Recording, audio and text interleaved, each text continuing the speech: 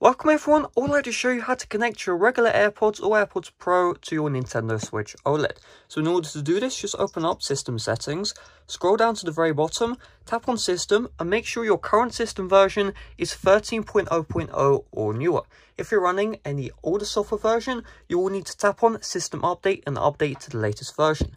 Next, what I want you to do is you should be able to see at the bottom Bluetooth audio if you are updated. So we'll just tap on this one right here, add device, and then you can see searching for Bluetooth audio devices, make sure the Bluetooth device you would like to use is discoverable. So in order to make our AirPods or AirPods Pro discoverable, you will need to open up the lid. And once you've opened up the lid, you want to find the white button at the back of the AirPods. You just want to hold this down. Hold it down until you see this white LED and it should start blinking. Once it starts blinking, you want to release the LED. And so you can see it's blinking now, so we can just release the button on the back.